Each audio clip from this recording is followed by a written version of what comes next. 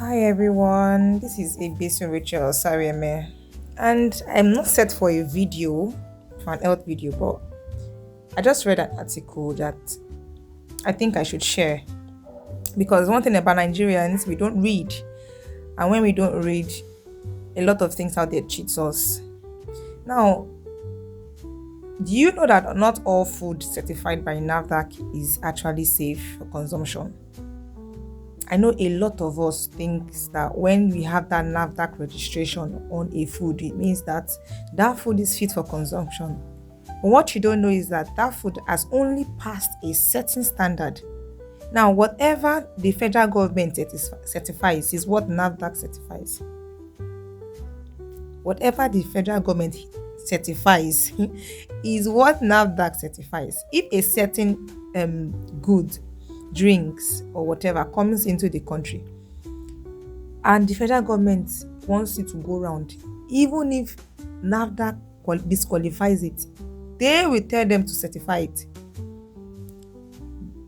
They will tell them to certify it, and yet you think that NAFDAC loves you, or you think that the federal government loves you, or you think that they're all about your health. No. Now, I read an article about Sprite and Fanta, and normally I have always known that benzoic acid is part of the makeup or the content of those carbonated drinks, right? And I also know that benzoic acid is also carcinogenic.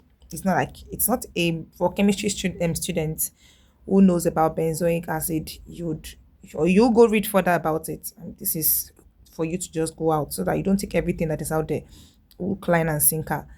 Now, this benzoic acid, I think in 2017, a businessman shipped a number of bottles of Fanta and Sprite over to the UK. And when it was tested at the airport, or when it got into UK by the Food and Drugs Administration, they realized that the number of benzoic acid, or the grams, the milligram of benzoic acid, was actually too much.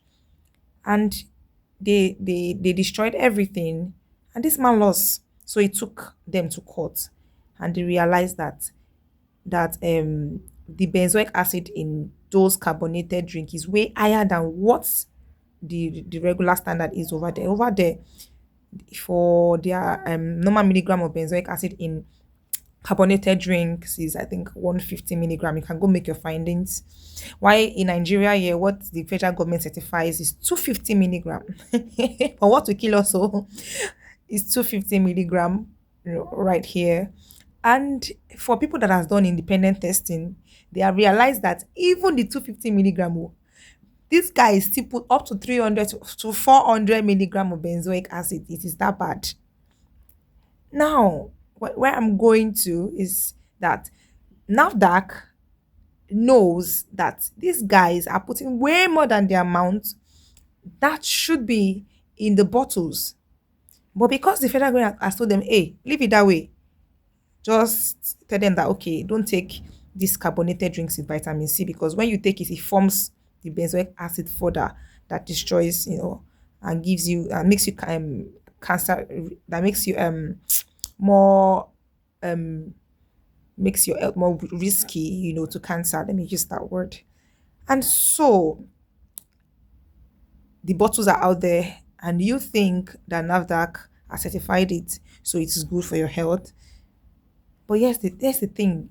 Not every bottle that NAFDAC has certified is actually good for your health. Now, I tell people that there are even some uncertified bottles, some uncertified natural drinks, some uncertified natural products, some uncertified drinks or whatever that are out there that are even way better than the one NAFDAC has certified.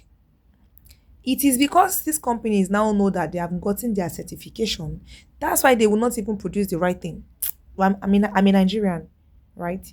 But those that are struggling to have the certification, they would want to continue, producing the right thing, so that, before they get to that point of being certified, they will not have a bad name. They will not run low or short in business. People will still see them as that good brand who has a good name. But those that are already certified, don't give a damn because they know that your own opinion doesn't really count anymore. Their items are already certified. They've passed the standard set by NAVDAC. So they can do anything they like. I'll give an instance. When I just started producing spices in like 3 or 4 years ago, I was doing product testing in the market. I wanted to start producing white pepper. So I got white pepper from Lagos, not from the Ibadan market. And we brought it home, I and my mom, just to test what was inside. Guess what? The white pepper was no white pepper. It was full of cassava flour. You heard me right. It was full of cassava flour. That cassava flour, it could make a little bowl of amala because we bought like up to 5 or 6 pieces of it. It was way cheap anyway, so I didn't expect less. So when we come to tell you that our spices is unadulterated and a little high, you need to understand where this is coming from. Because we are not certified doesn't mean that we're not giving you the best.